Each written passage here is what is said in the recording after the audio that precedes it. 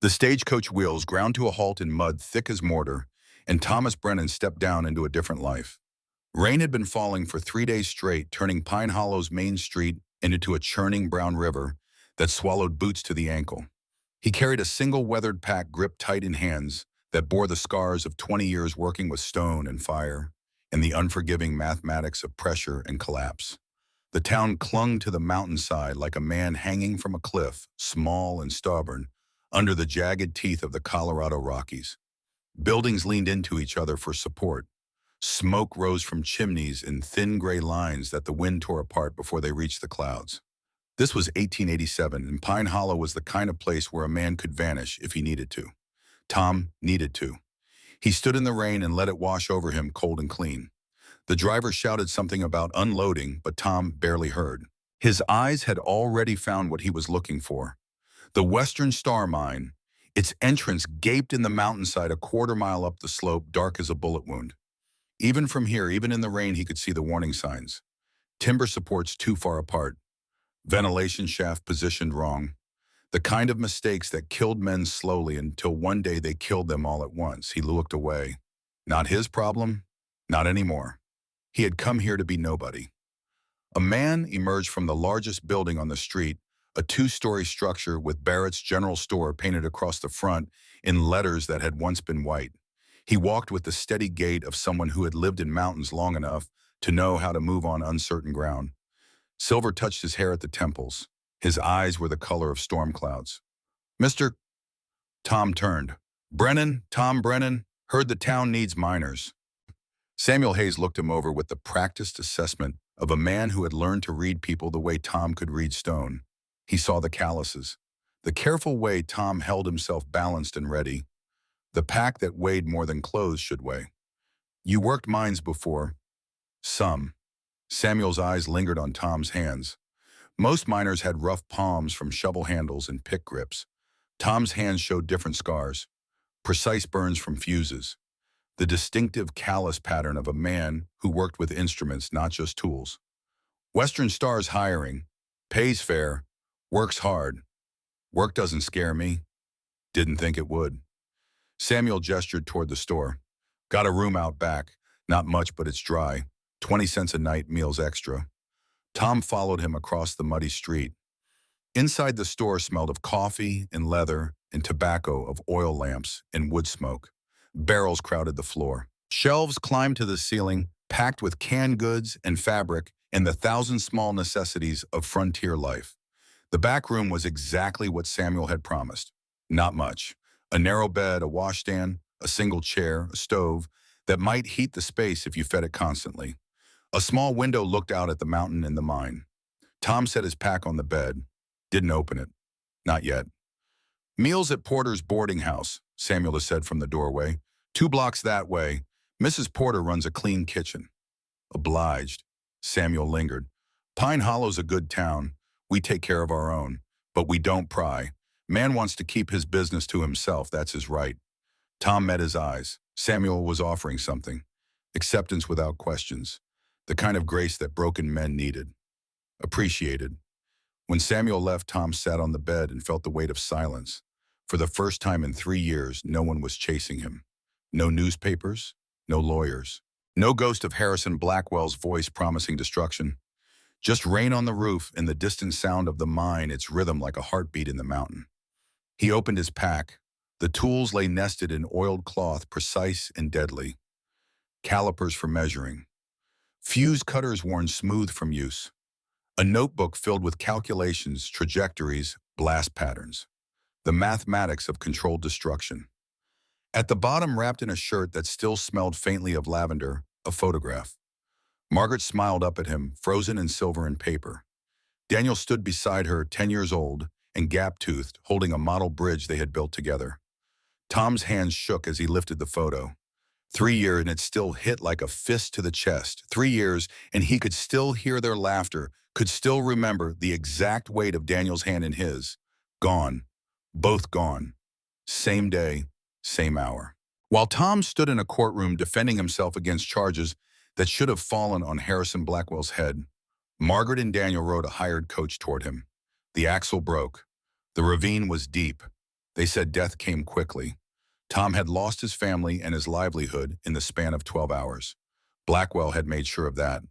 12 men died at Blackstone Mine because Blackwell cut safety budgets to bone. Tom had warned him, had written reports, had threatened to resign. Blackwell had smiled and said, "Do it, see what happens to your reputation." Then the tunnel collapsed. Then Blackwell's own brother died in the rubble.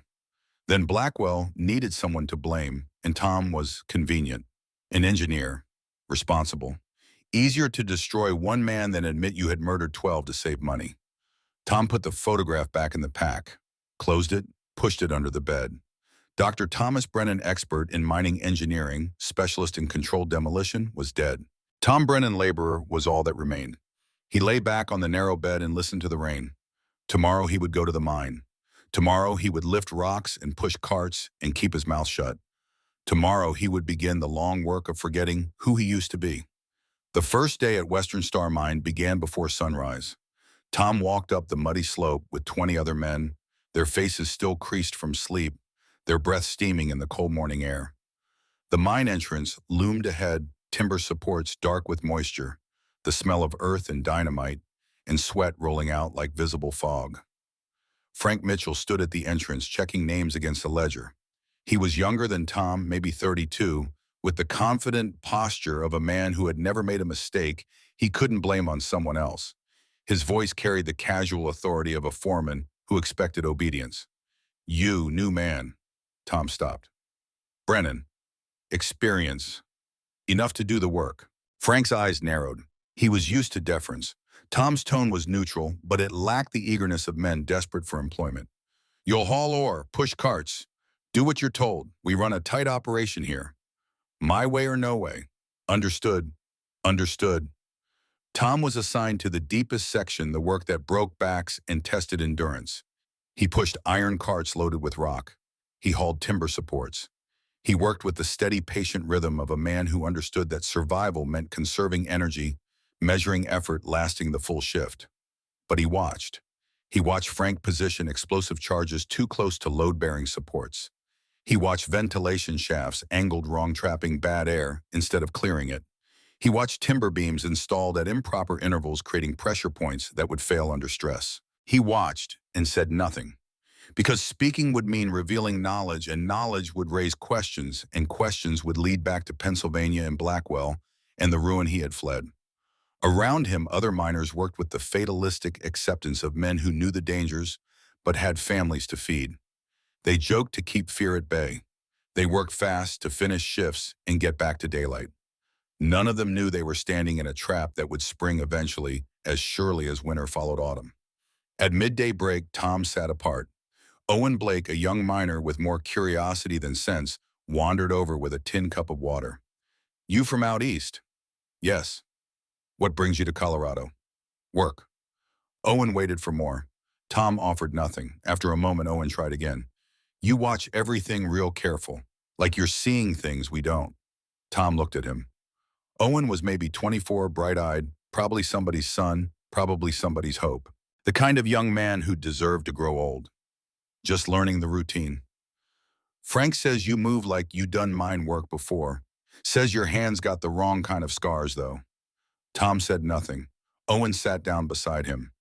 "Don't matter to me what you done before, but if you see something wrong, you'd say something right. I mean, we all want to go home at the end of shift." Tom thought about 12 men who didn't go home, about timber supports that should have been replaced, about warnings ignored, about the moment the mountain stopped holding its breath and exhaled death. "If I saw something, I'd say something." Owen nodded, satisfied. He left Tom alone after that. The afternoon stretched long. Tom's muscles burned with the good ache of honest labor. His mind, though, never rested. He counted support beams, calculated load distribution, noted fracture lines in the rock face. The mathematics ran constantly, a background calculation he couldn't turn off even if he wanted to. When the shift ended and men streamed toward daylight, Frank called out, "Brennan, hold back." Tom stopped. Other miners passed, giving him curious glances. Frank waited until they were alone. "You got a problem with how I run things?" "No." "Then why you keep looking at the supports like they offend you?" Tom met his eyes. Frank was looking for insubordination, for a reason to assert dominance. Tom gave him nothing. Just careful by nature. Careful's good. Questioning me ain't. You think you know better than 10 years experience? Tom could have said yes. Could have explained exactly why Frank's charge placements were disasters waiting to happen. Could have drawn his diagrams showing proper support spacing. Instead, he said, "You're the foreman." Frank seemed disappointed not to find a fight. "Damn right I am. Remember it." Tom walked back to town as the sun set. His body was tired, but his mind churned. How long could he stay silent? How many nights could he sleep knowing men were working under conditions that might kill them? The guilt from Blackstone was supposed to be behind him. But here it was again, wearing different faces, speaking with different voices, asking the same question. When you know death is coming, what is your responsibility to strangers? He had no answer. Not yet. Porter's boarding house sat on a quiet street 2 blocks from the general store. It was small, neat painted white with green shutters. A sign hung by the door. Rooms and Meals Proprietress Mrs. A. Porter. Tom climbed the steps and knocked. The woman who answered was younger than he expected, maybe 38, with dark hair pulled back in a practical bun. Her dress was simple, well-made, recently mended at the elbows. Her eyes were the kind that had seen loss and survived it. "Mrs. Porter." "That's right. Looking for supper. Samuel Hayes said you run a good kitchen." "Samuel's kind. 50 cents for supper, 30 if you're boarding." "Just supper for now." She stepped aside. The interior was clean to the point of severity. Everything in its place. Floors scrubbed, windows washed. The smell of bread and stew filled the air, rich and promising. "Dining room's through there. We eat at 6. Tom followed her gesture to a room with a long table already set for 8. 3 boarders were already seated, working men by their clothes, quiet men by their manner. Tom took a chair at the end, keeping his back to the wall out of habit. A boy appeared from the kitchen, carrying a basket of bread. He was maybe 12, gangly in the way of boys growing fast, with serious eyes and careful hands. He set the bread down and looked at Tom with open curiosity. "You're new." "Jacob," Mrs. Porter's voice held a warning. "Don't bother our guests." "I'm not bothering, just being friendly." He looked back at Tom. "I'm Jacob Porter. You work at the mine." "I do." "What's your name?" "Tom Brennan." "You look tired. First day's always hardest. Pa used to say that." Mrs. Porter's hands tightened on the serving spoon she was holding. "Jacob helped me bring out the stew." The boy obeyed but kept glancing at Tom. When supper was served, Mrs. Porter sat at the head of the table and they ate in comfortable silence. The food was simple but good. Real food made with care. Tom realized it had been weeks since he'd eaten anything that tasted like someone gave a damn. After the meal, as boarders drifted away to their rooms, Jacob approached Tom again. "Mr. Brennan, did you know my pa?" "Jacob." Mrs. Porter's voice was gentle but firm. "Ma, I'm just asking." Tom looked at the boy. "I didn't know your father. I'm sorry." "He died 2 years ago. Mine accident." Jacob said it matter-of-factly, the way children speak of terrible things they've learned to live with. "A support beam broke. Crushed him and 2 other men." Mrs. Porter stood. "That's enough, Jacob. Mr. Brennan doesn't need to hear about that." But Tom was looking at the boy, seeing something familiar in his eyes. The hunger for knowledge. The need to understand how things worked, why they failed, how to prevent it from happening again. Daniel had looked at him the same way. "I'm sorry for your loss," Tom said quietly. "Both of you." Mrs. Porter met his eyes. "Thank you. Mr. Caldwell has improved safety since then. But sometimes I wonder if anyone really knows what they're doing down there." Tom knew. He knew exactly what they were doing wrong, but he said nothing. Later, as he prepared to leave, Jacob caught him at the door. "Mr. Brennan, you're different from most miners." "How so?" "Well, your hands, they're not regular rough. They got little scars like from hot things. And you hold yourself like my teacher, like you're thinking all the time. Smart boy, dangerous boy, the kind who noticed things. I just work careful, son." Pa was careful, too. Didn't save him. Tom knelt down eye level with Jacob. The boy's face was so much like Daniel's, it hurt. Same serious expression, same intelligence burning behind the eyes. "Your pa sounds like he was a good man, but sometimes being careful isn't enough if the people in charge don't listen." Jacob's eyes widened slightly. "You think Mr. Mitchell don't listen?" I think you should get to bed. Your mother's waiting." Tom stood and left before the boy could ask more questions. But as he walked back through the dark streets, he felt the weight of Jacob's hope. Mrs. Porter's grief and his own failure to speak up pressing down like the mountain itself. The first week passed in a rhythm of labor and silence. Tom hauled or-positioned beams and watched Frank Mitchell make mistake after mistake.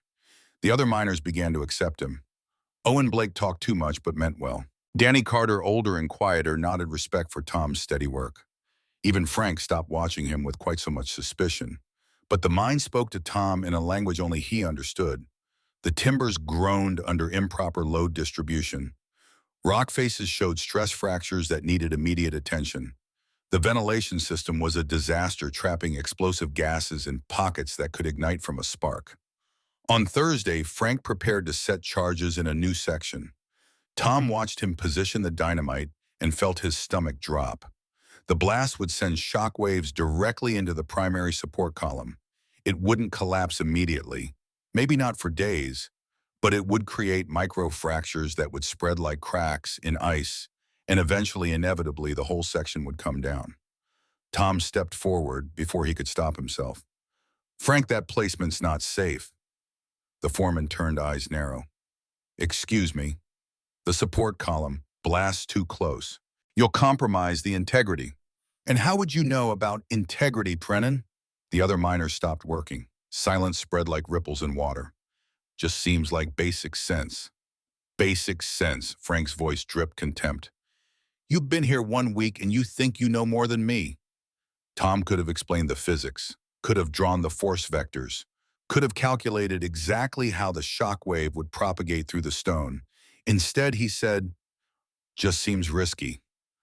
"I don't pay you to think. I pay you to haul rock. You got a problem with that, there's the exit." Tom looked at the placement again.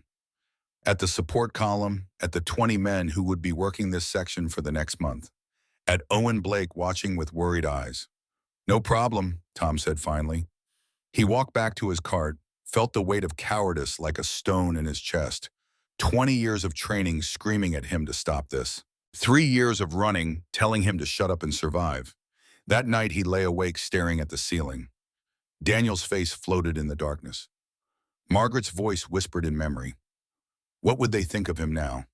Hiding while good men worked under bad engineering, choosing silence over safety because speaking up might cost him his anonymity.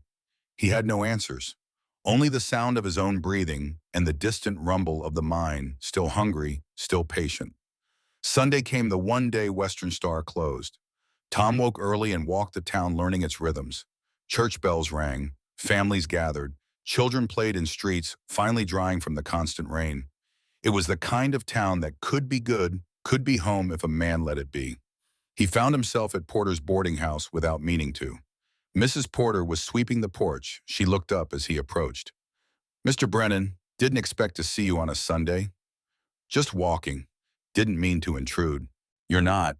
Would you like coffee? I just made a fresh pot." They sat on the porch while the town woke around them. The coffee was strong and good.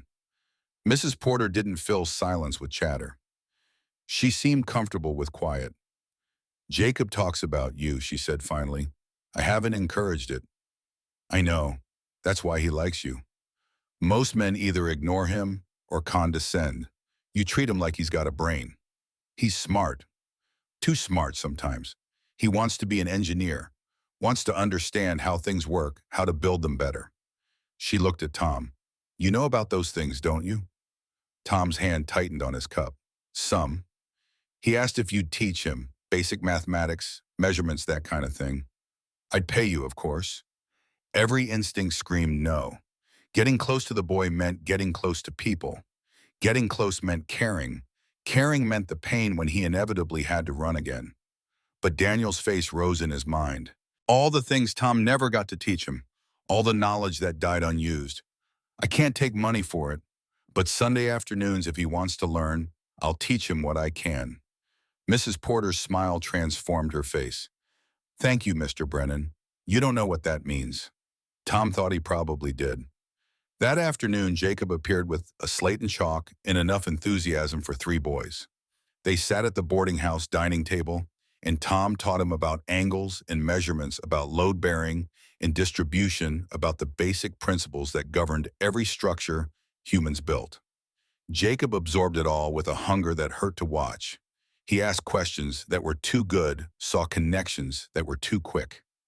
Daniel had been like this, brilliant and curious, and doomed to die before he could use any of it. Mr. Brennan, why do some buildings fall down and others don't? Because someone didn't do the math right, or did it right and got ignored. Which is worse, Tom looked at the boy, getting ignored, because then you know it's coming and can't stop it. Mrs. Porter brought them lemonade and cookies. She stood in the doorway watching Tom with her son, and something in her expression made Tom look away. It was too much like hope. That evening, Samuel Hayes found Tom at the general store. Heard you're teaching young Jacob. Sunday afternoons. It's good of you. Samuel leaned against the counter. Tom, I'm going to say something and you can tell me to mind my own business. Tom waited. You're not a regular miner. I knew it the first day. The way you move, the way you look at things. And now watching you with that boy, teaching him things most men don't know. Samuel's eyes were kind but direct. I don't know what you're running from. Don't need to know, but this town could use a man with your knowledge. I just haul rock, Samuel. You do more than that. You see things, like those charges Frank's been setting. I've seen you watching, seen your face when he makes mistakes. Tom said nothing. If you know something that could keep men alive, silence isn't kindness, it's cowardice. The word hit like a slap. Tom's jaw tightened. You don't know what you're asking. I'm asking you to be who you are instead of who you're pretending to be. Samuel's voice softened. Whatever happened before this is now. These are our men, our town. If you can help, we need you to. Tom looked out the window at Pine Hollow, settling into evening. Lamps being lit, families gathering for supper. Jacob probably showing his mother what he'd learned about angles. I had a life before this. Good life. I lost it because I spoke up when powerful men wanted me quiet. I lost my wife, my son, my reputation. Everything. Tom's voice was steady, but his hands shook. I came here to disappear. I understand that. But Tom, if those charges, Frank's setting are as bad as your face says they are, silence means you'll lose these people too. Different how, but just as gone. Samuel left him alone with that. Tom stood in the gathering dark and felt the weight of choice. Stay silent and stay safe. Or speak up and risk everything again. Risk Blackwell finding him. Risk court in lawyers and the destruction he'd barely survived the first time. But then he thought of Owen Blake's easy smile, of Danny Carter's quiet dignity, of Jacob Porter's bright future cut short by bad engineering. He thought of 12 men at Blackstone who died because Tom's warnings got ignored. He thought of Margaret and Daniel gone because he wasn't there to check a coach axle. Silence had a bump. It always did. The question was whether he could pay it again. Monday morning came too fast. Tom arrived at the mine with his usual silence but heightened dread. Today, Frank would detonate the charges placed on Thursday. Tom had spent the night doing calculations in his head, trying to convince himself he was wrong, that the placement was fine, that nothing would happen. The math didn't lie. It never did. At 8 o'clock, Frank cleared the section and prepared to light the fuse. Tom stood with the other miners at the safe distance Frank had marked. It wasn't safe enough. Nothing was safe when you gambled with physics and lost. Frank lit the fuse and ran. The miners counted down. The explosion came precisely on time, a deep boom that shook the earth and sent dust billowing from the tunnel mouth.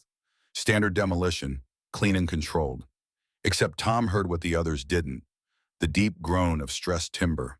The settling sound of stone finding new equilibrium. The tiny fractures spreading through the support column like blood through water. All clear, Frank shouted. Back to work.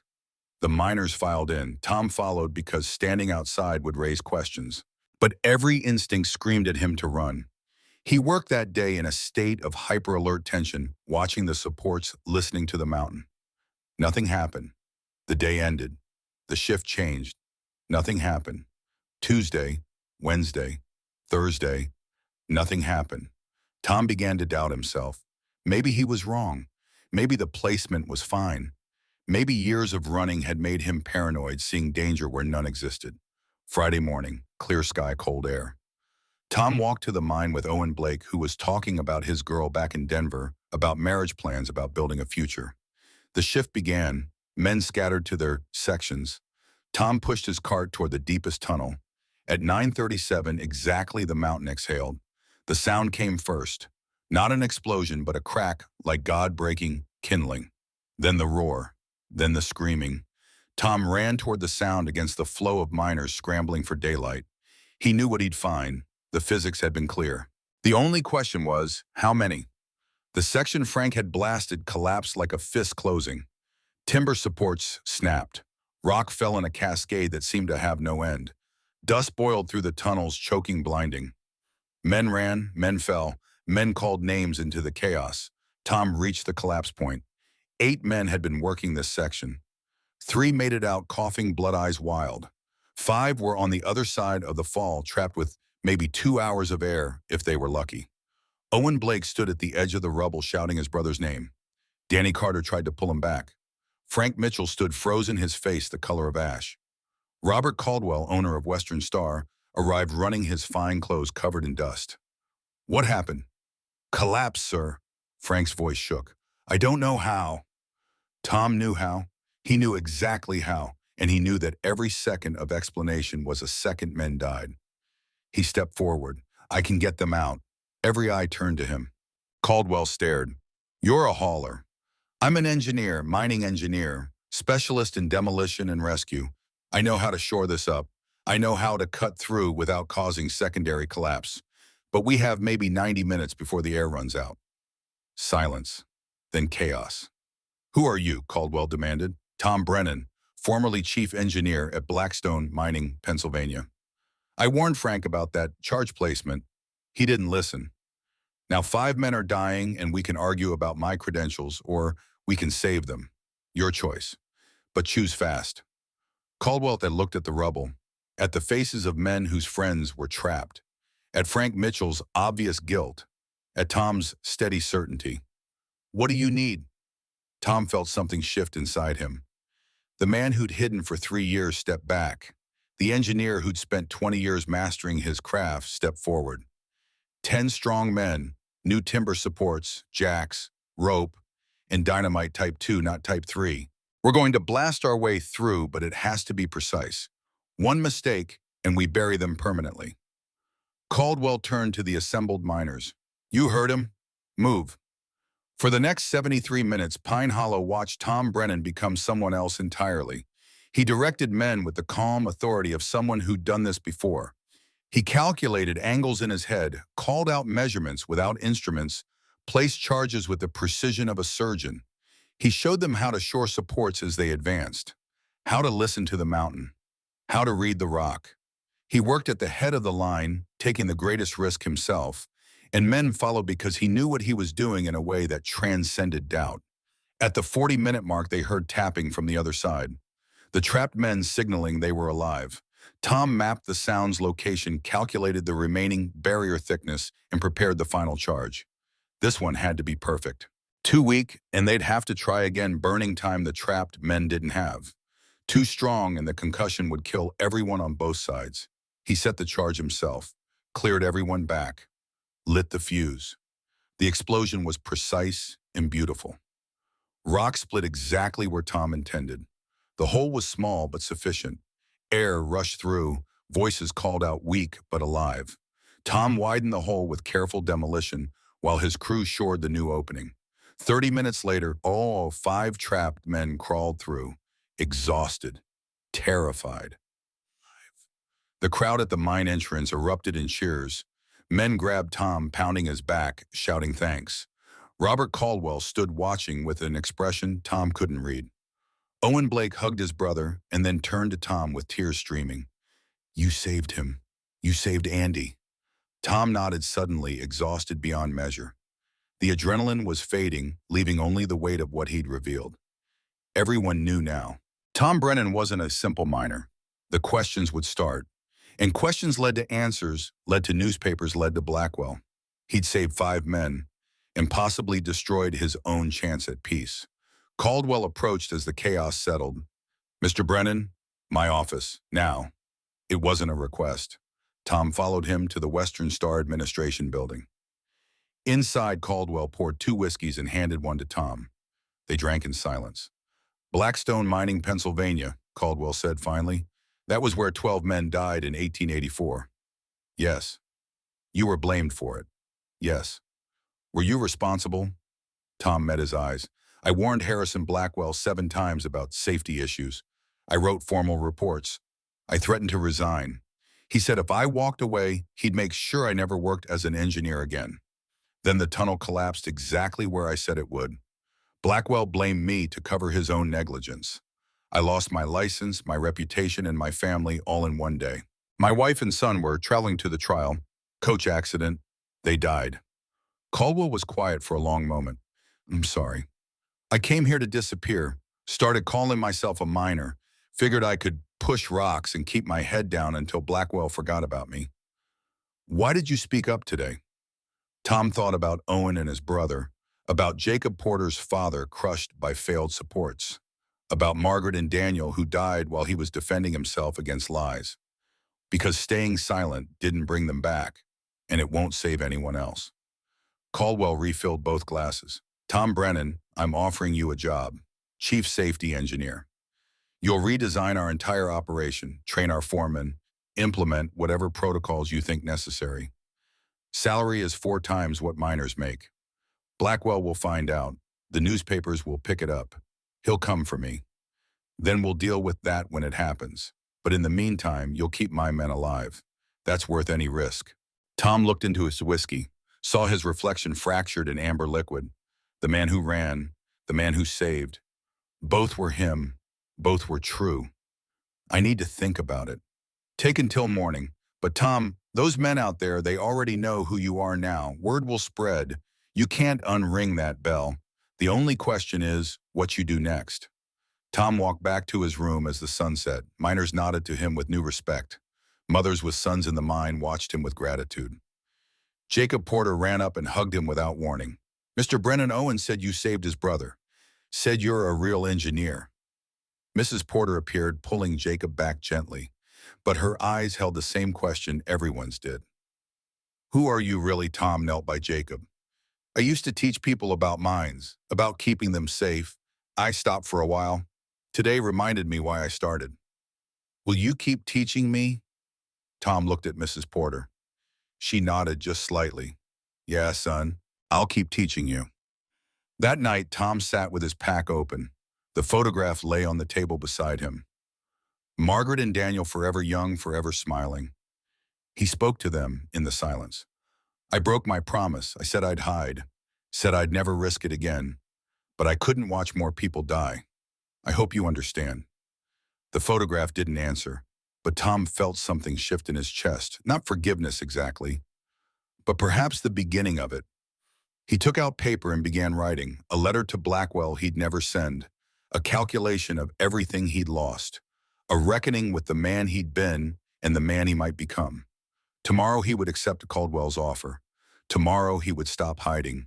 Tomorrow he would be Thomas Brennan, engineer again. But tonight, in the quiet of his small room, he let himself grieve.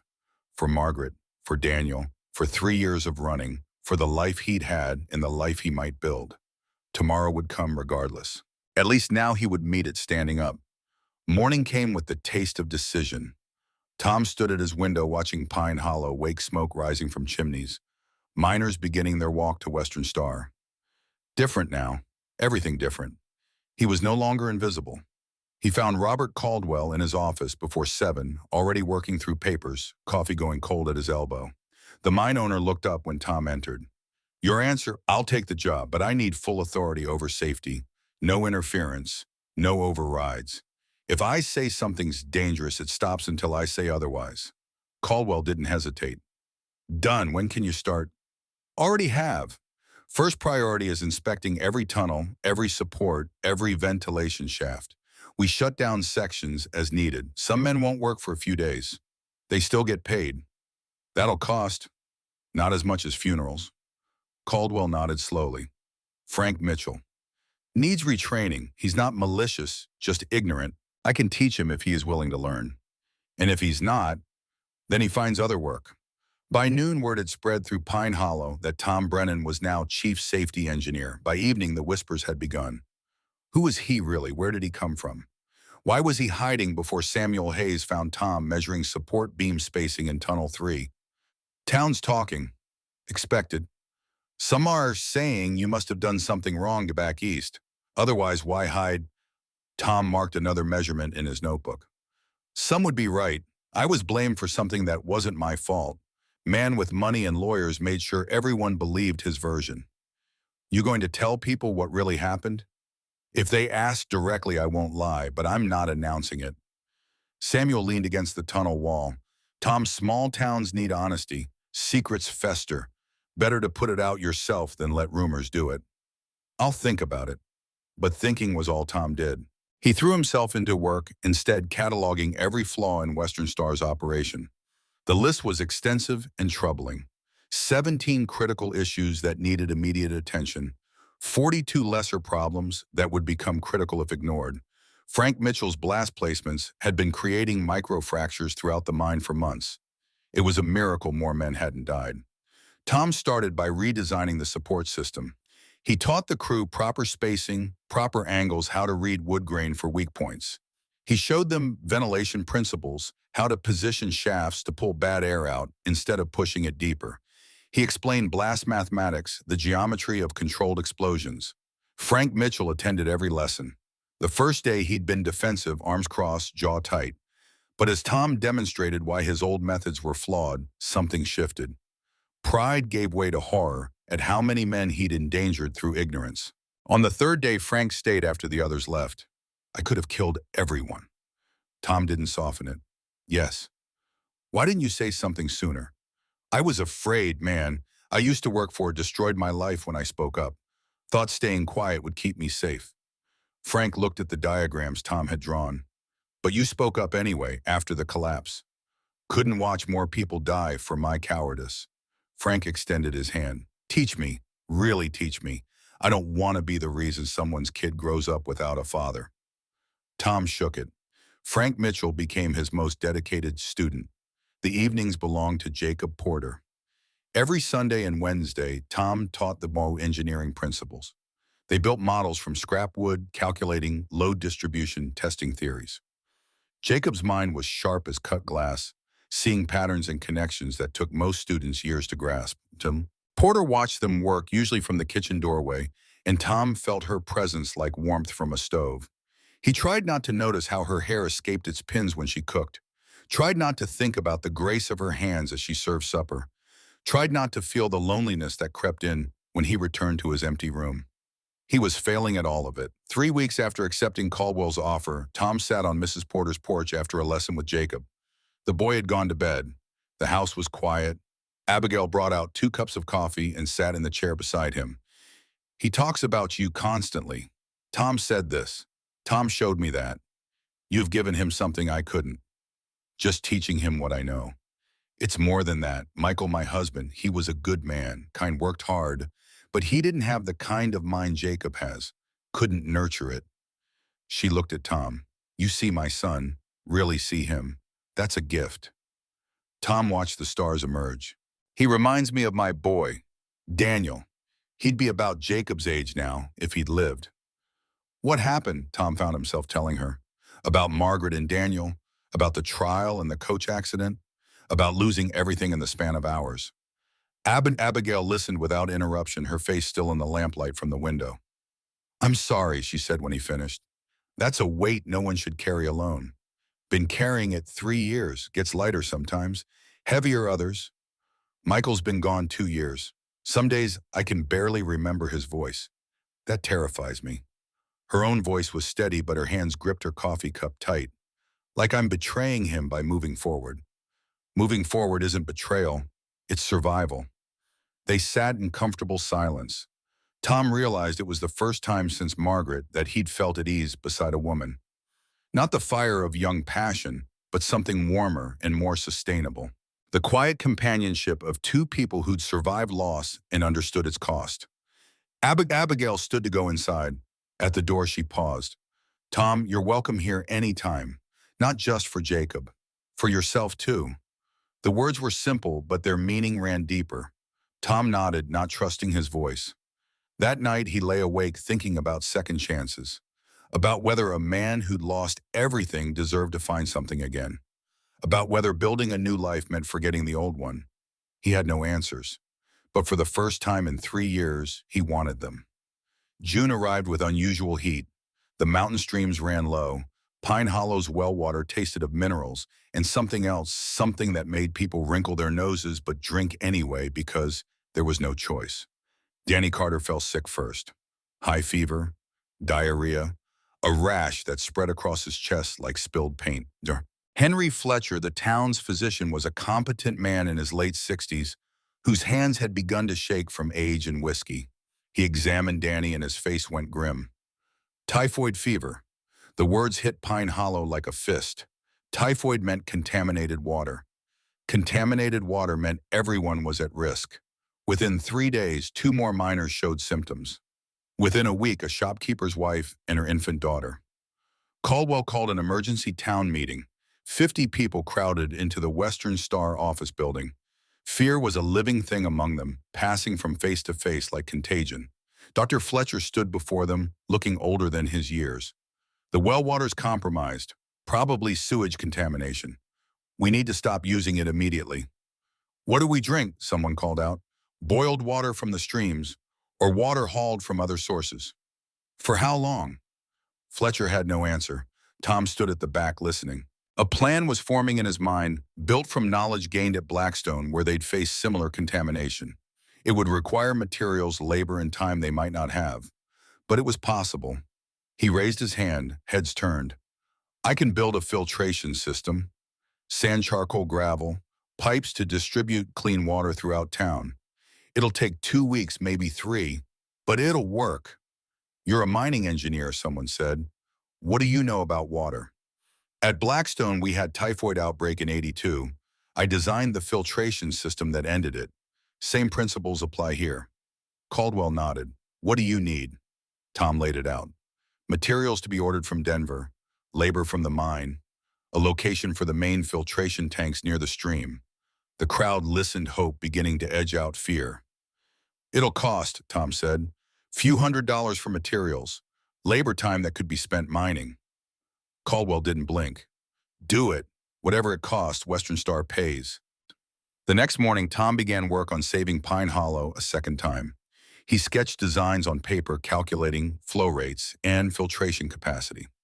He needed the water to pass through layers of progressively finer material, each stage removing smaller contaminants, until what emerged was clean enough to drink safely. The materials arrived from Denver by freight wagon: sand and gravel and activated charcoal, iron pipes and junction valves. Tom supervised construction of 3 large tanks positioned in a cascade down the hillside using gravity to move water between stages. Jacob appeared every day after school, eager to help and learn. Tom showed him how to calculate pipe diameters based on flow requirements, how to seal joints against leaks, how to test water quality using simple chemical indicators. Why does the water go down instead of being pumped up? Jacob asked. Gravity never breaks down. Pumps do. Build systems that work with nature, not against it.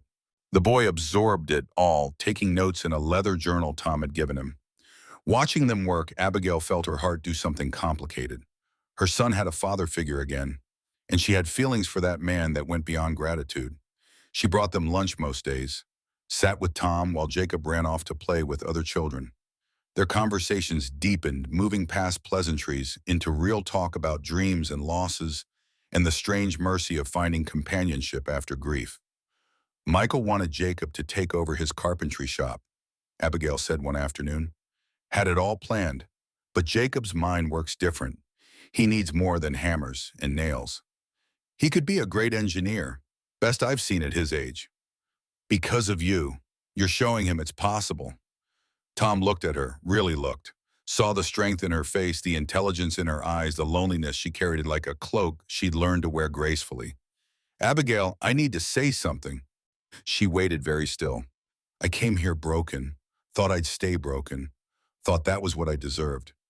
But you and Jacob, you're changing that, making me think maybe I could have a life again, a real one. Her breath caught. Tom. I know it's too soon. I know you're still grieving Michael, but I wanted you to know. When I'm with you, I feel alive instead of just surviving. And that's a gift I thought I'd lost forever. Abigail's eyes were wet. She reached across the space between them and took his hand. Her touch was warm and real and grounding. It's not too soon. I've been feeling it too. Scared to name it.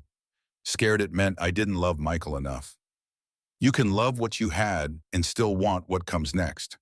They're not the same thing, but they're both real. They sat holding hands while construction continued around them. Not kissing, not rushing, just being together in the acknowledgement of possibility. That evening, Jacob approached Tom as he packed tools. Mr. Brennan, can I ask you something? Always. Do you like my ma? Tom knelt down eye level with the boy. Honesty seemed important here. I do, very much. How do you feel about that? Jacob was quiet for a moment. Pa's been gone 2 years. Ma cries sometimes when she thinks I'm sleeping. I want her to be happy again. And if I was part of that happiness, then I'd be glad. You're already teaching me like a pa would. Maybe you could be that for real. Tom's throat tightened. I'd be honored, Jacob, but we take it slow. Let things develop naturally. No rushing. Okay, Jacob grinned. But I already told Owen Blake you're probably going to marry my ma, so people are going to talk anyway. Tom laughed despite himself. Small towns. Yep. 2 weeks after construction began, the filtration system went operational. Clean water flowed through new pipes to distribution points throughout Pine Hollow. People lined up with buckets and barrels, tasting the difference, feeling hope replace fear. Dr. Fletcher tested the water using techniques Tom had shown him. It's clean, cleaner than anything we've had before. New typhoid cases stopped appearing. The sick began to recover. Pine Hollow breathed easier. At a town gathering that Sunday, Caldwell stood before the assembled citizens and gestured to Tom. This man saved us twice. First from the mine collapse, now from disease. Tom Brennan's not just our safety engineer, he's our guardian angel. Applause rolled through the crowd. Tom stood uncomfortable with the attention, but accepting it because rejection would insult their genuine gratitude. What he didn't notice was the Denver newspaper reporter taking notes at the back of the room. The article appeared 3 days later in the Rocky Mountain News. Mining town saved by brilliant engineer Tom Brennan, chief safety engineer at Pine Hollow's Western Star Mine, has become a local hero through quick thinking and technical expertise. After preventing a catastrophic mine collapse that saved 5 trapped miners, Brennan recently designed and built a water filtration system that ended a typhoid outbreak threatening the entire town. Town owner Robert Caldwell credits Brennan with revolutionizing safety practices at Western Star. We've had 0 deaths since Mr. Brennan took over. That's unprecedented in Colorado mining. Brennan, who previously worked at Blackstone Mining in Pennsylvania, brings decades of engineering experience to the small Colorado community. Samuel Hayes brought the newspaper to Tom's office, his face troubled. Tom, you need to see this. Tom read it twice. His hands didn't shake, but his stomach dropped like a stone down a shaft. Blackwell has connections in Denver, business partners. He'll see this within a week. Maybe he's forgotten about you. Men like Harrison Blackwell don't forget. They collect grievances like other people collect stamps. Samuel sat down heavily. What will you do? Tom looked out the window at Pine Hollow going about its business, at Jacob walking home from school, at Abigail hanging laundry in her yard, at the life he'd started building from ruins. I'll wait. When he comes, and he will come, I'll face him standing up this time. The telegram arrived on a Tuesday morning, delivered to Caldwell's office. Caldwell brought it to Tom personally, his face grim. To Thomas Brennan, Pine Hollow, Colorado, from Harrison Blackwell, Pittsburgh, Pennsylvania. I know where you are. I'm coming with lawyers and federal marshals. You will answer for your crimes against 12 men and their families. Justice delayed is not justice denied. Tom read it standing in the tunnel where he'd been inspecting new support installations. The words were expected, but still hit like physical blows. He's coming, Tom said quietly. Caldwell took the telegram back. When boss? Soon. He's not patient. Maybe 2 weeks. What do you need? I need the town to know the truth. All of it, before Blackwell arrives with his version. That evening, Caldwell convened another town meeting. This time, everyone came. The hall was packed, people standing in doorways, children sitting on the floor. Tom stood at the front beside Caldwell, feeling the weight of every eye. Caldwell spoke first. "You all know Tom Brennan saved 5 trapped miners, built our water system, made Western Star the safest mine in Colorado. What you don't know is that a man from his past is coming here to destroy him. Tom asked to tell you his story before that man arrives. I think we owe him the courtesy of listening." Tom stepped forward. His voice was steady, stripped of emotion, just facts presented like an engineering report. He told them about Blackstone mining, about Harrison Blackwell's cost-cutting, about 7 written warnings ignored, about the collapse that killed 12, including Blackwell's own brother, about being made the scapegoat, about the trial, about Margaret and Daniel dying while he defended himself against lies. He told them about running, about hiding, about coming to Pine Hollow to disappear. "Harrison Blackwell is coming here with federal marshals," Tom finished. "He has money and lawyers and powerful friends. He'll tell you I'm a criminal who caused the deaths of good men. He'll say I fled justice. Technically, he's not wrong. There's a warrant. I did run." The hall was silent. "But I'm telling you the truth now because this town gave me a second chance. You trusted me with your lives. You deserve honesty in return." Tom's voice caught slightly. "If the marshal takes me, I understand. But I wanted you to hear my side first." He sat down.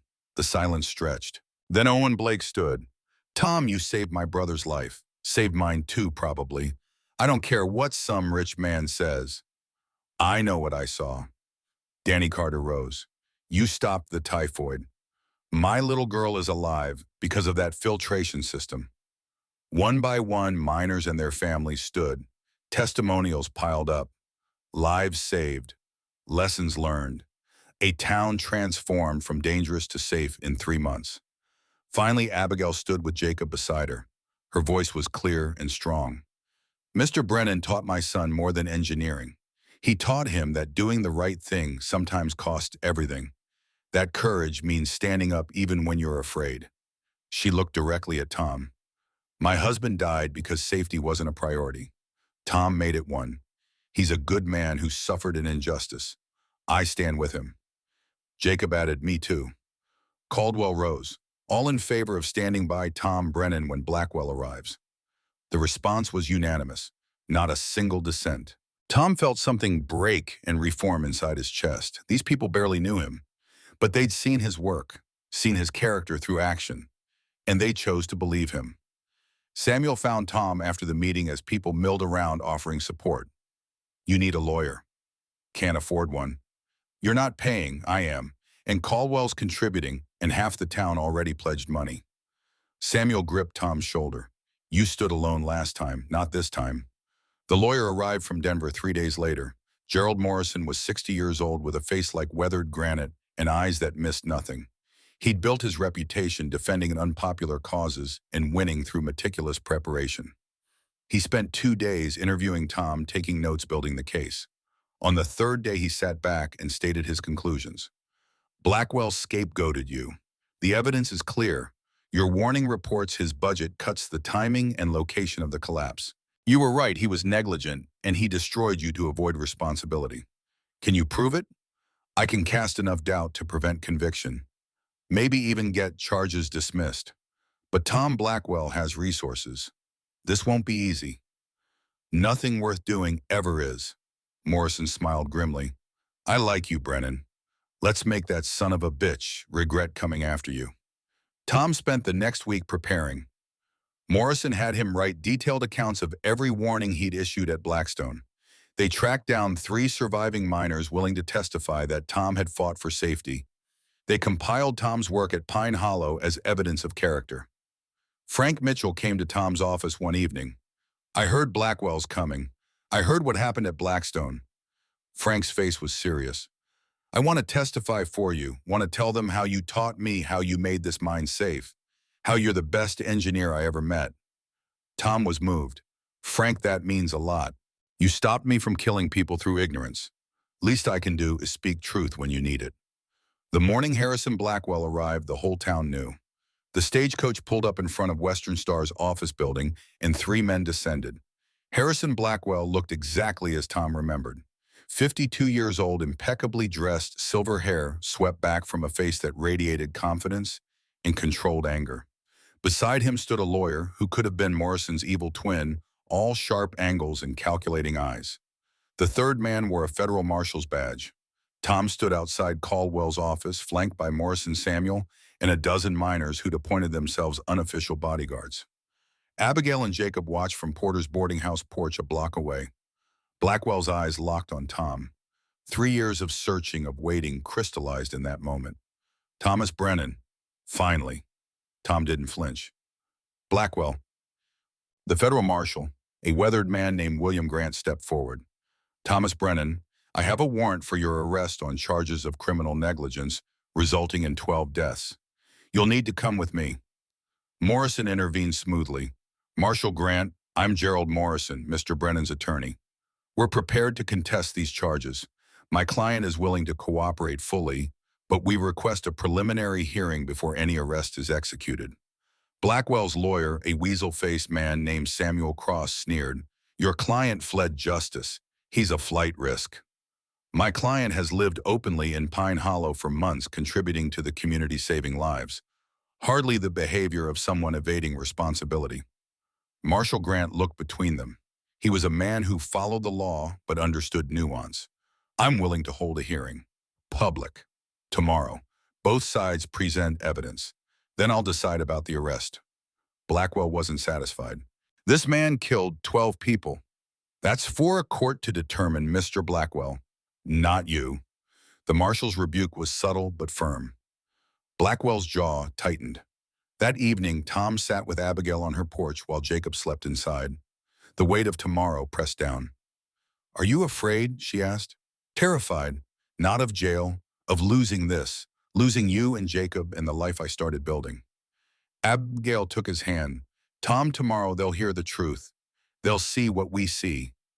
A good man who was wronged. Or they'll see what Blackwell wants them to see. A criminal who ran. Then we fight. Together. She squeezed his hand. You stood alone last time. You have a whole town behind you now. Tom pulled her close.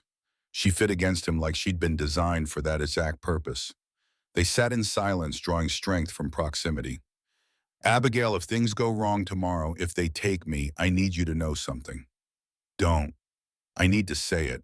These months with you and Jacob, they've been the best of my life since Margaret and Daniel died. You gave me hope when I thought I'd lost it forever. Whatever happens, that gift is eternal. Abigail turned to face him fully. Her eyes were fierce. Thomas Brennan, you listen to me. Tomorrow you walk into that hearing and you tell your truth. You show them the man who saved 8 miners and ended a plague.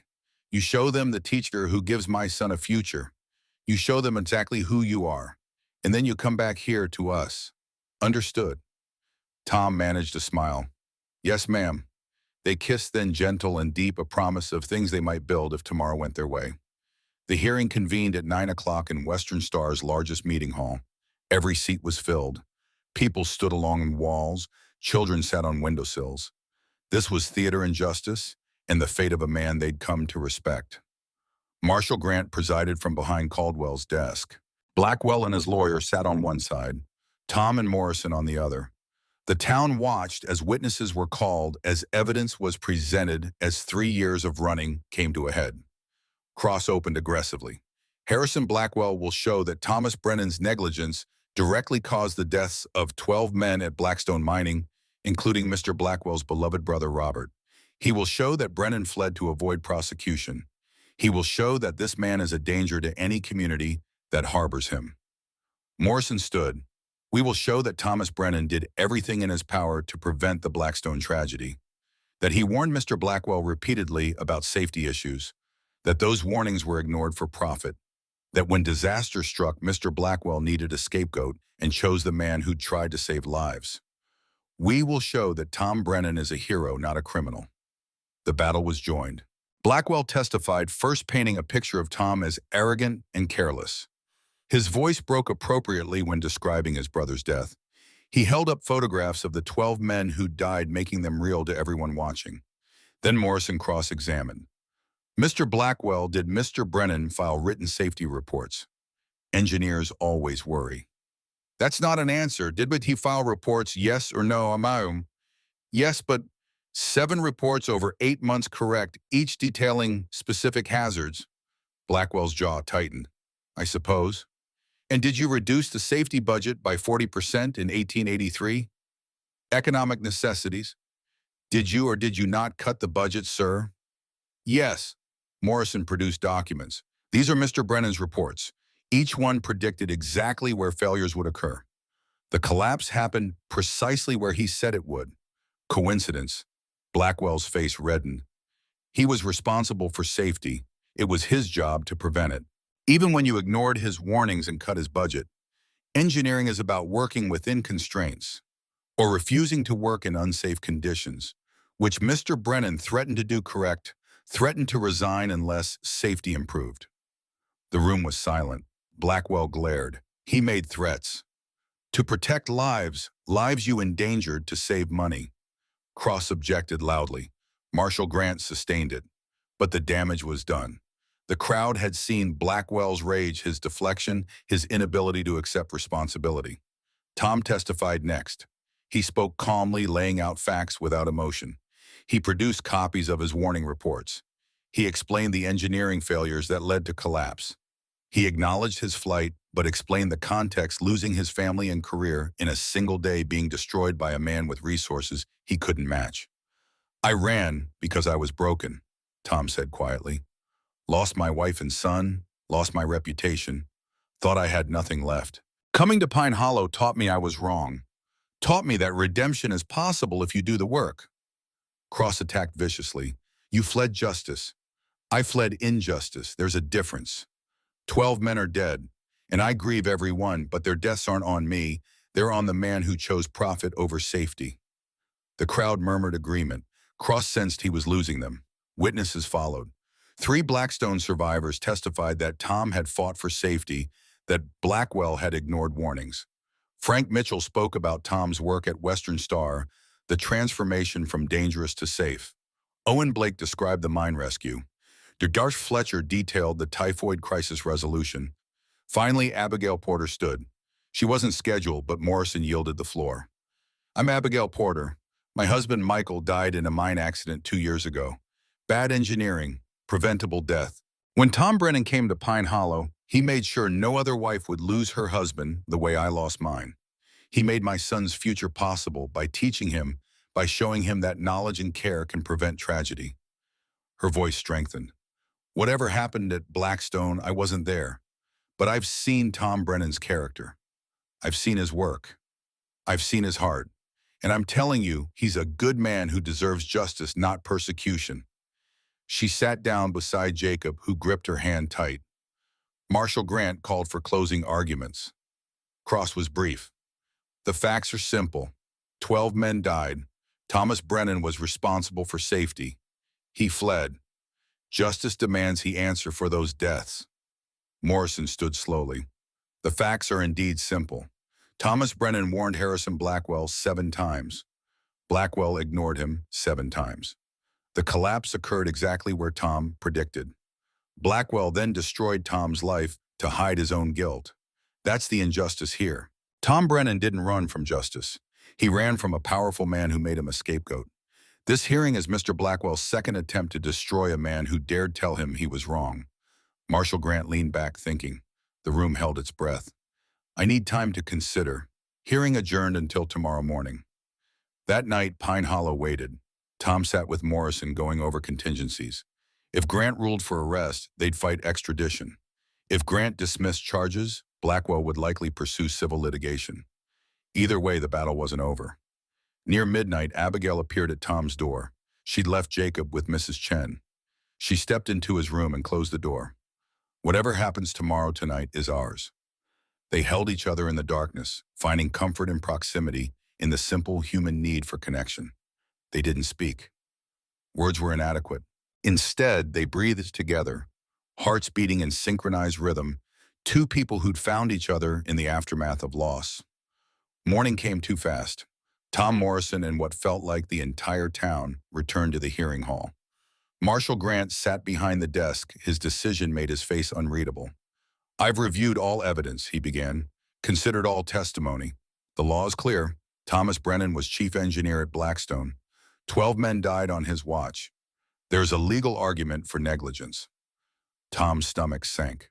However, Grant's voice hardened. The evidence also shows Mr. Brennan did everything possible to prevent this tragedy. He warned, he reported, he threatened to resign. Mr. Blackwell ignored those warnings for financial reasons. When disaster struck, he blamed Mr. Brennan to protect himself. Grant looked at Blackwell. Sir, your brother died because you valued money over safety. That's a burden you'll carry forever. But destroying Tom Brennan won't ease it. He turned to Tom. Mr. Brennan, you should have fought these charges 3 years ago instead of running. But I understand why you didn't.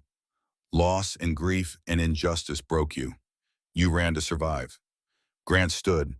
The warrant is dismissed. Charges are dropped. Thomas Brennan is a free man. The room erupted. Tom sat frozen, unable to process.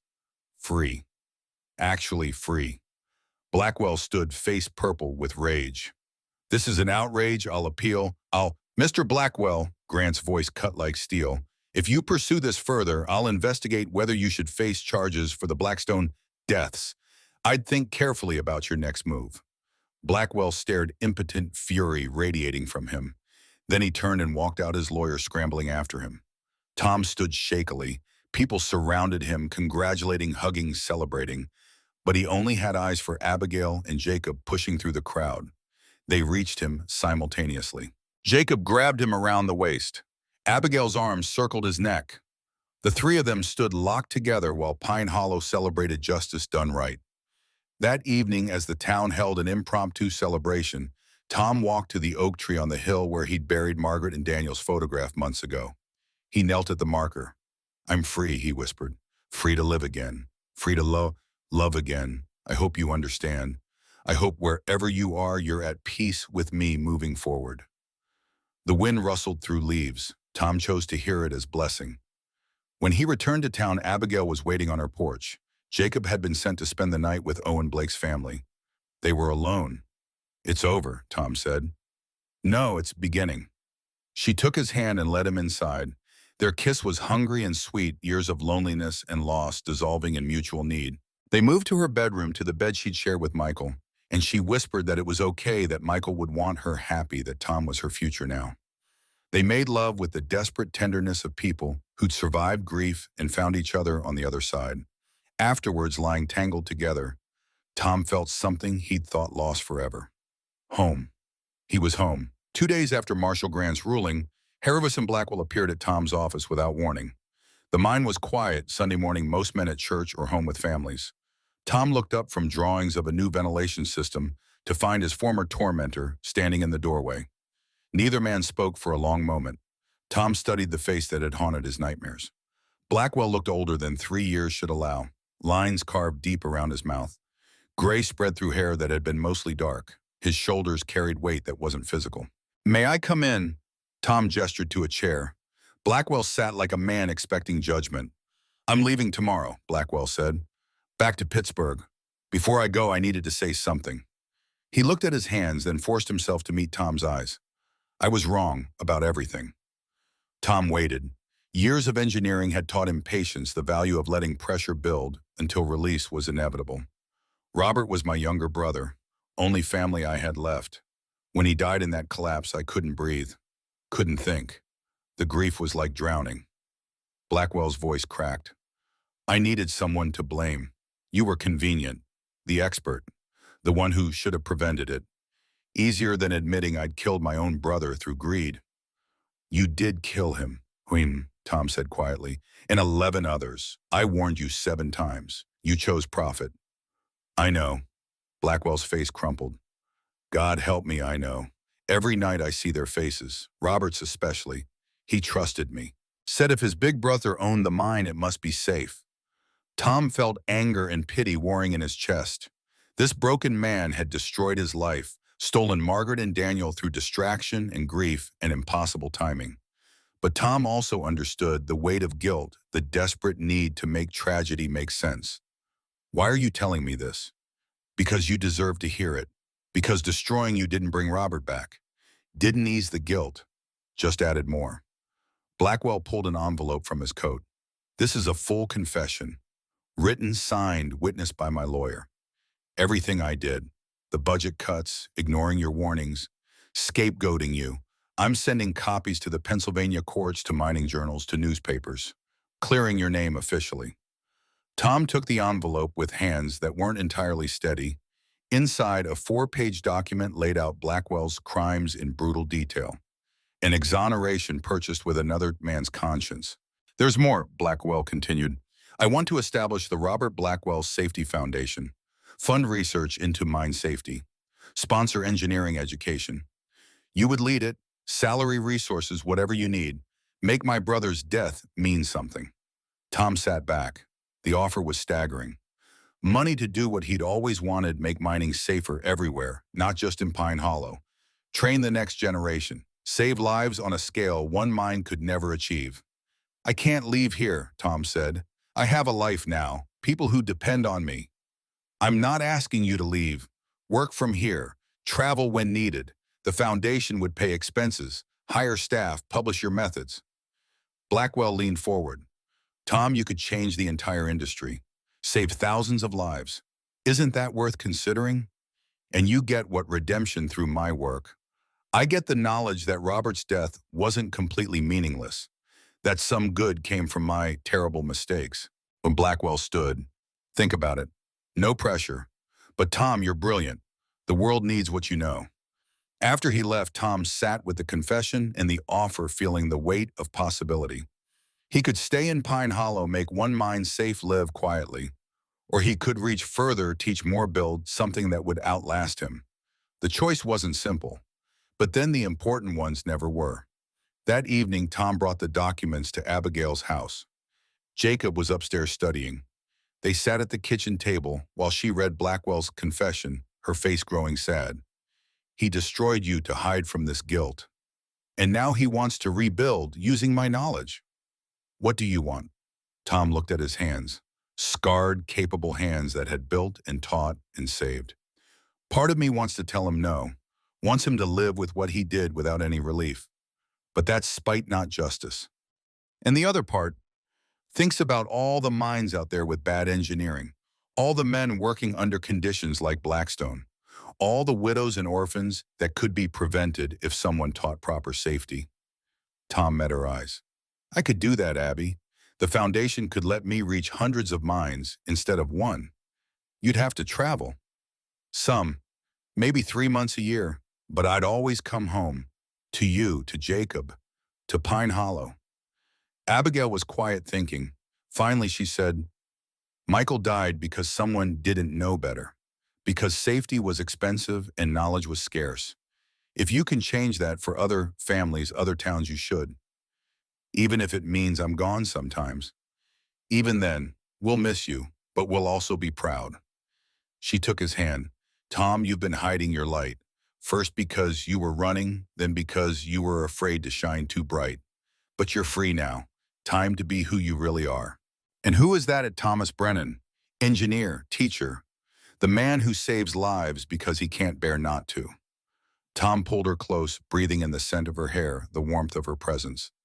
I love you, Abigail Porter. I love you too, Thomas Brennan, and I want to spend the rest of my life with you. He pulled back to see her face. Is that a proposal? She smiled. I believe it is, unless you're too old-fashioned to accept a woman asking. Tom laughed, the sound surprising him with its genuine joy. I accept, on one condition. What's that? Let me do it properly. He stood, then knelt beside her chair, took her hand in both of his. Abigail Porter, you brought me back to life when I thought I was dead inside. You gave me purpose and hope and a reason to be better. Would you do me the honor of becoming my wife? Yes, she said, tears streaming down her face. Yes, absolutely yes. Jacob's whoop from the top of the stairs told them he'd been listening. He thundered down and threw himself at them both. You're getting married, I knew it. Can I be in the wedding? Can I call you Pa? Tom lifted the boy in a bear hug. You can call me whatever feels right, son. And yes, you're in the wedding. Couldn't have it without you. They sat together on the floor, the three of them tangled up, a family formed from grief and choice and stubborn hope. Outside, Pine Hollow settled into evening. Inside, the future was being built one moment at a time. Tom met with Caldwell the next morning to discuss the foundation offer. The mine owner listened carefully, then nodded. You should do it. Western Star will be fine. Frank Mitchell's a good engineer now, thanks to you. Owen Blake's learning fast. We've got systems in place that'll keep working. I'd still be based here, still consult on major decisions. I know. But Tom, this is bigger than one mine. You've got knowledge that could save thousands of lives. Seems selfish to keep you to ourselves. You're sure? Caldwell smiled. I'm sure. Besides, having the Thomas Brennan Safety Foundation headquartered in Pine Hollow will be good for the town. Put us on the map as more than just another mining camp. Tom sent a telegram to Blackwell that afternoon. 3 words I accept. Conditions to follow. The conditions were simple. Tom would remain in Pine Hollow as primary residence. Foundation would pay for an office and laboratory here. Travel would be limited to 3 months annually. All research would be published freely, not hoarded. And Tom would have final say on all Foundation decisions. Blackwell agreed to everything. Within 2 weeks, the Robert Blackwell Safety Foundation was established with Tom as director. Money arrived to set up proper facilities. Orders went out for testing equipment, reference materials, instruments Tom had only dreamed of having. The foundation would sponsor research, publish findings, and offer free training to any mine that wanted to improve safety. Tom's first act was hiring Frank Mitchell as associate engineer. The younger man had transformed from arrogant to humble, from ignorant to knowledgeable. He deserved the opportunity to grow further. His second act was creating a scholarship program for promising students like Jacob Porter. Engineering education for those who couldn't otherwise afford it. Robert Blackwell's death funding the next generation of lifesavers. Abigail and Tom married in October, 5 months after Marshall Grant freed him. The ceremony was simple, held in Pine Hollow's small church with the whole town attending. Abigail wore her mother's dress altered to fit. Tom wore a new suit purchased for the occasion, feeling strange and formal. Robert Caldwell served as best man. Jacob stood beside them as ring bearer, so proud he practically glowed. Mrs. Chen, Samuel Hayes, doctor. Fletcher, Owen Blake, Frank Mitchell, Danny Carter. All the people who'd become Tom's community filled the pews. The vows were traditional but felt revolutionary. Tom promising to love and cherish Abigail until death. Abigail promising the same. Both of them meaning it with the full weight of people who understood what love cost and what it was worth. When the Reverend pronounced them married, Tom kissed his wife with the gentle reverence of a man given an undeserved second chance. The congregation erupted in applause. At the reception in the town square, food and music and celebration flowed like water. Tom danced with Abigail, feeling clumsy and happy. Jacob cut in, wanting to dance with his new father. Tom obliged, letting the boy stand on his feet like Daniel used to do. The memory didn't hurt this time. It felt like blessing, like Margaret and Daniel saying this was good and right and exactly what should happen. As the sun set, Tom found himself alone for a moment with Samuel Hayes. You look happy, Tom. I am. Didn't think I could be again. Grace is funny that way. Shows up when you stop looking for it. Samuel smiled. You've done good here. Changed this town. Changed yourself. Town changed me more than I changed it. Maybe it was mutual. They stood watching the celebration, 2 men who'd both found redemption in Pine Hollow's stubborn soil. Tom and Abigail moved into a small house on the edge of town, close enough to walk to work, but far enough for privacy. Jacob had his own room for the first time in his life. Tom set up a workshop in the barn, filled with tools and drawings and the instruments of his trade. Life settled into rhythm. Tom worked at the foundation office during the day, designing safety protocols, writing training manuals corresponding with mines across the country.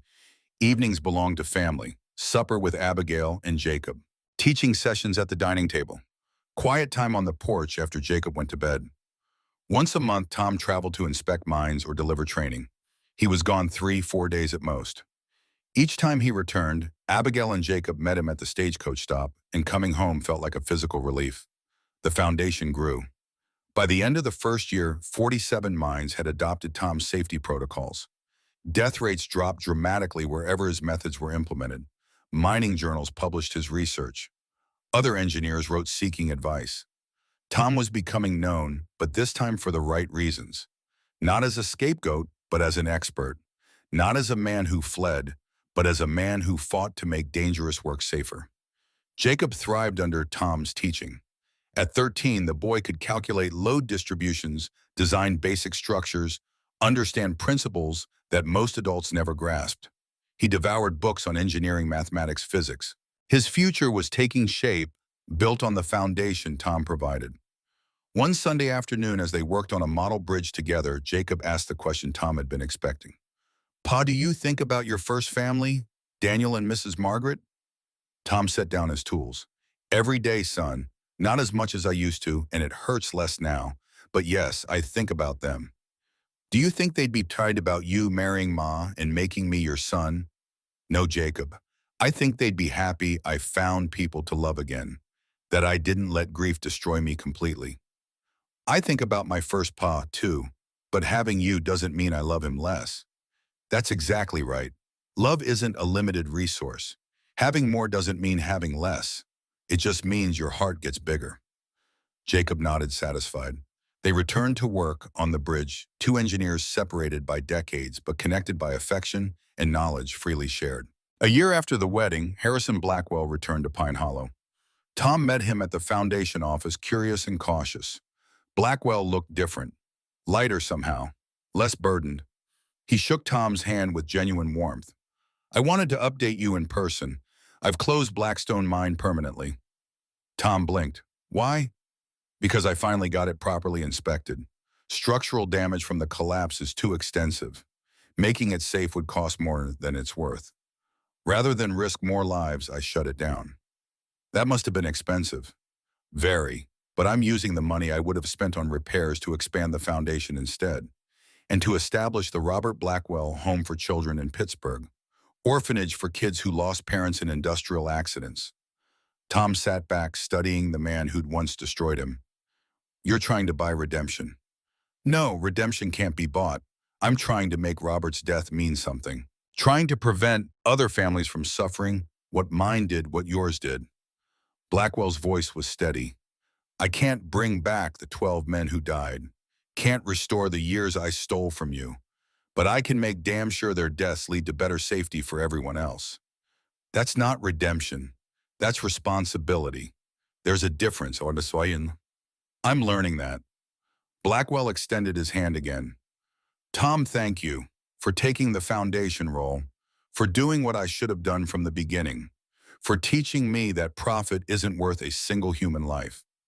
Tom shook his hand. Not forgiveness exactly, but perhaps the beginning of peace. After Blackwell left, Tom walked to the oak tree on the hill. The marker for Margaret and Daniel's photo remained weathered but intact. He knelt beside it. "Strange how life works," he said to the silence. "The man who destroyed us is trying to build something good from the ruins. I don't know if that balances the scales, but I think it's worth acknowledging."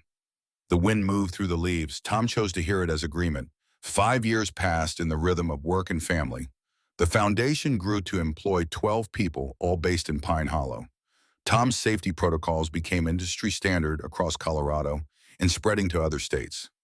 Death rates in participating mines dropped by 60%. Jacob graduated from basic schooling and was accepted to the Colorado School of Mines on a foundation scholarship. At 18, he was tall and serious and brilliant, so much like Daniel that Tom's heart ached with pride. The evening before Jacob left for college, they sat on the porch while Abigail packed his trunk inside. "Nervous?" Tom asked. "Terrified? Excited? Both." "That's normal. College is where you learn who you are separate from family." Jacob was quiet for a moment. "Pa, when I finish, I want to come back. Work with you at the foundation. Continue what you started." Tom felt his throat tighten. "Jacob, you don't have to. You could work anywhere, do anything." "I know, but I want to work here. Want to make Pine Hollow proud. Want to honor both my fathers, Michael, who gave me life, and you who gave me purpose." Tom pulled his son close. "Not by blood, but by choice, which sometimes mattered more. Your fathers are already proud. Both of them." Abigail joined them, sitting on Tom's other side. The three of them watched the sun set over Pine Hollow, over the mine that had brought them together, over the life they'd built from pieces of broken hearts. "We did good," Abigail said softly. "We did." Tom agreed. The foundation's success brought attention. In 1893, the U.S. Department of Labor invited Tom to Washington to consult on federal mine safety legislation. He spent 2 weeks in the Capitol meeting with politicians and bureaucrats, explaining how simple changes could save thousands of lives. The Federal Mine Safety Act passed with Tom's recommendations at its core. Mandatory inspections, required safety equipment, standards for ventilation and support structures. Everything Tom had fought for at Blackstone now law across the nation. When he returned to Pine Hollow, the town threw a celebration.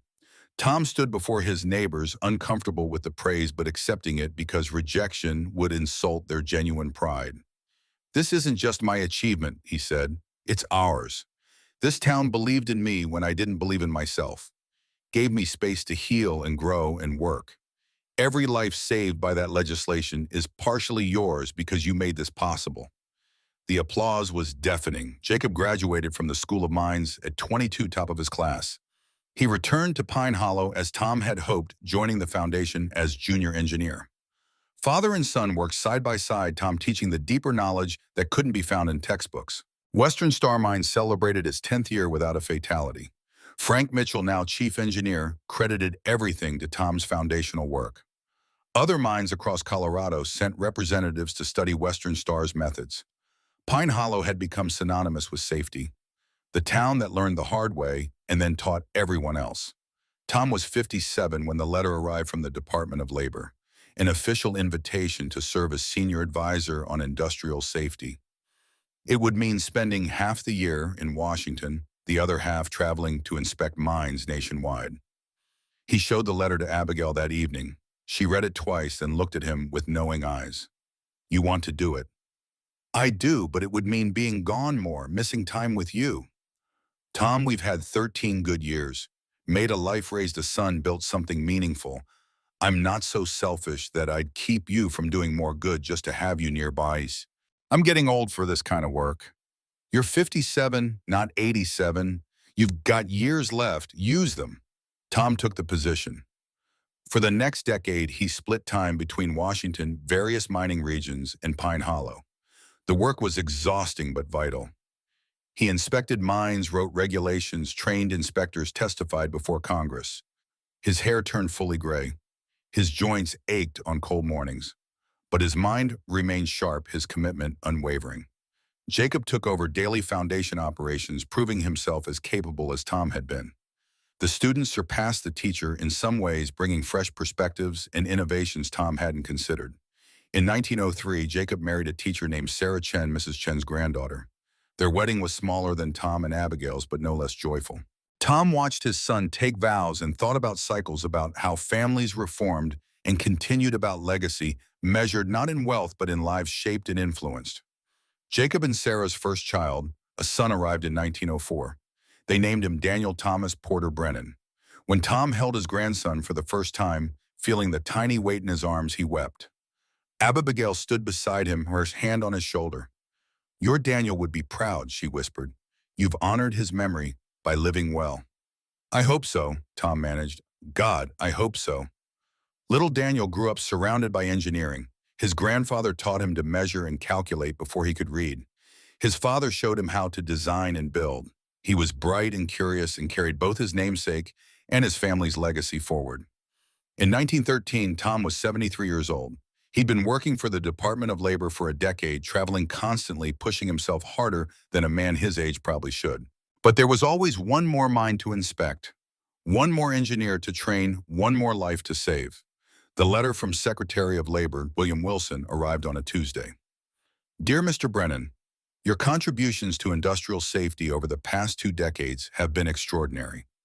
Death rates in American mines have decreased by 63% since you began this work. Thousands of families have fathers and sons because of your dedication. However, the department believes we can do more. We are proposing comprehensive federal safety legislation covering all industrial work, not just mining. We would like you to lead this initiative as Director of Industrial Safety. This would require permanent relocation to Washington and significantly more responsibility. Given your age and recent health concerns, we understand if you decline. But if you accept, you would have the opportunity to save lives on a scale never before possible. Tom read the letter 3 times. Director of Industrial Safety.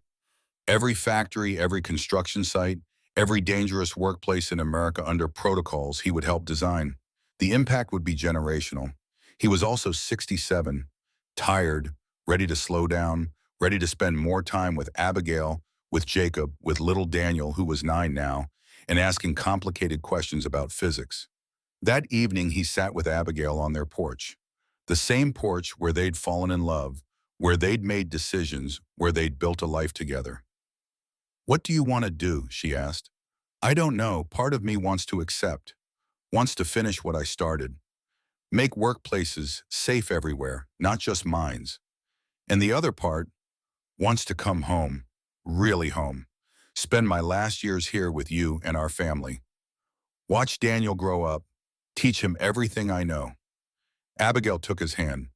Hers was lined now, marked by age and work. Still beautiful to him. Still the hand he wanted to hold. "Tom, you've given 30 years to this work, saved thousands of lives, changed an entire industry. Maybe it's time to let someone else carry the burden." Feels like quitting. It's not quitting, it's passing the torch. Jacob can continue the foundation. The department can hire someone else for director. But Daniel only gets one grandfather. And I only get so many more years with my husband. Tom looked at her. Really looked. She was 64 now, still strong, still capable. But time was stealing her slowly, same as it was stealing him. How many more sunsets did they have together? How many more quiet evenings on the porch? The work would always be there. Someone else could do it, maybe not as well, but well enough. But this moment, this life, this woman beside him, these were irreplaceable. "I'm coming home," he said, "for good this time." Abigail's smile was sunrise after long night. "Good, I've missed you." Tom wrote his resignation that night, thanked the department for the opportunity, but explained it was time for younger men to lead. Recommended several qualified candidates. Made it clear he'd consult when needed, but his traveling days were done. The department accepted with grace, thanking him for his service, honoring his legacy. Tom came home to Pine Hollow in the spring of 1914. He was 74 years old and finally truly retired.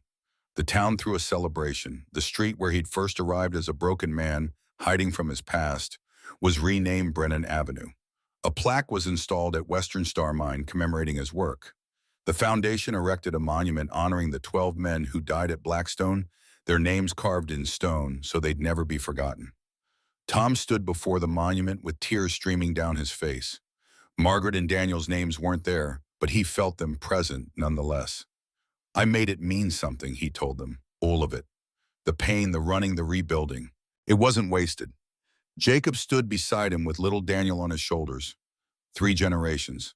The legacy continuing. Tom's final years were quiet and full. He spent mornings in his workshop writing a comprehensive manual on industrial safety. Afternoons belonged to Daniel, teaching the boy everything he knew about engineering, about integrity, about using knowledge to protect life. Evenings were for Abigail, sitting on the porch, talking about their day, making love with the gentle familiarity of long partnership, simply being together in the time they had left. In 1918, Tom was 78. His hands shook slightly from age. His hearing was going, but his mind remained sharp. He finished his manual that spring, 800 pages of accumulated knowledge.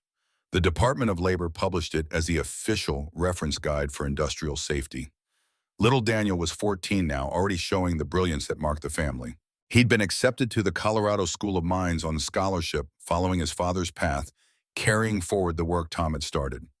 One Sunday afternoon, the family gathered at Tom and Abigail's house. Jacob and Sarah with their 3 children, Owen Blake and his family, Frank Mitchell and his wife.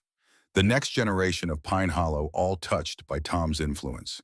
Tom stood before them and spoke what felt like a final lesson. "I came to this town 41 years ago to hide, to disappear, to let myself die slowly because I thought I deserved it. But you wouldn't let me. You saw who I could be and demanded I become it." He looked at each face. "I've learned that legacy isn't what people remember about you after you're gone. It's what you teach them to do while you're here. Every mine that runs safer because someone learned my methods, that's legacy." Every engineer who saves a life because I taught them how, that's legacy. Every child who grows up with a father because workplace safety improved, that's legacy. His voice strengthened. You are my legacy.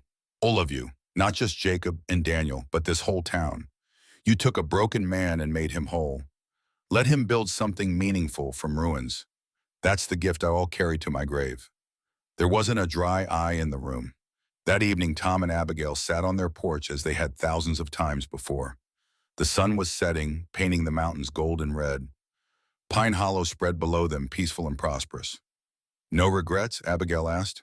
Tom thought about Margaret and Daniel, forever young in his memory, about Harrison Blackwell's cruelty and eventual redemption, about 12 men who died and thousands who lived, about running and hiding and finally standing up.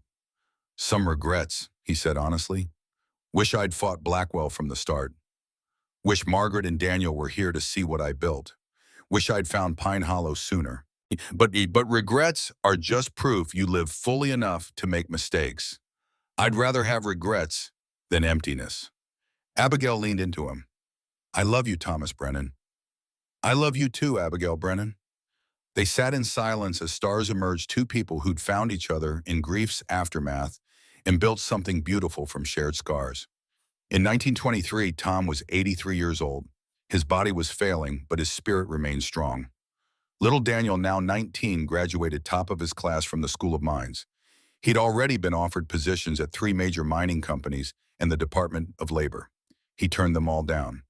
I'm staying in Pine Hollow, he told Tom, going to run the foundation like you and Dad did. Going to keep teaching, keep improving safety, keep saving lives. Tom gripped his grandson's hand. Proud of you, boy. So damn proud. I'm standing on your shoulders, Grandpa. Everything I know, everything I am, comes from you. Then use it well. Make it count. I will. I promise. Tom died peacefully in his sleep. That October, Abigail beside him, his family surrounding him. The whole town mourned. Flags flew at half-mast. The mine shut down for the day in his honor. At his funeral, Jacob spoke. My father, Tom Brennan, saved my life before I knew it needed saving. He taught me that knowledge is responsibility, that those who understand danger have an obligation to prevent it, that redemption is possible for anyone willing to do the work. He looked at the casket. Pa, you came here broken. You leave having mended not just yourself, but countless others. Rest now, you've earned it. They buried Tom on the hill beneath the oak tree beside the marker, where he'd once buried Margaret and Daniel's photograph. The headstone read simply, Thomas Brennan, 1846 to 1923, engineer, teacher, father, he made it safe. Abigail lived another 5 years, dying peacefully in 1928 at 79. She would buried beside Tom, their hands eternally reaching across the small space between stones. The Robert Blackwell Safety Foundation continued under Daniel's leadership. By 1950, it had expanded to cover all industrial safety exactly as Tom had dreamed. Death rates in American workplaces dropped to historic lows. Daniel Thomas Porter Brennan died in 1963, having spent his entire career in his grandfather's footsteps. His own children continued the work. The foundation still operates today, still saving lives, still teaching Tom's principles to new generations. In Pine Hollow, Brennan Avenue remains the main street. The Western Star Mine, closed now for decades, stands as a museum to mining history. A statue of Tom Brennan stands at its entrance, forever 47 years old, holding blueprints and wearing the determined expression of a man who refused to let tragedy have the final word. Visitors come from across the country to learn about the engineer who transformed industrial safety, about the man who came to a small Colorado town to hide and instead found purpose. But those who knew him, those who heard the stories passed down through generations, they know the real legacy. Thomas Brennan taught that broken people can heal. That failure isn't final. That one person properly positioned and properly purposed can change thousands of lives. He taught that running from pain doesn't heal it. Standing up and facing it does. He taught that love doesn't end when loss comes. It just changes form, finding new expressions in new people if you're brave enough to let it. Most importantly, he taught that legacy isn't about being remembered. It's about teaching others to do good work that continues after you're gone. In workshops and classrooms and mining offices across America, engineers still reference Brennan's principles, still calculate the way he taught, still prioritize life over profit because one stubborn man made that the standard. That's legacy, not monuments or plaques or streets named in your honor. It's the quiet accumulation of lives, saved knowledge, passed forward, and the insistence that every person matters enough to be protected. Tom Brennan learned that lesson in pain, taught it in love, lived it completely. And somewhere in whatever comes after he rests, knowing his life meant something, that the grief and loss and running all led somewhere good, that he made it count.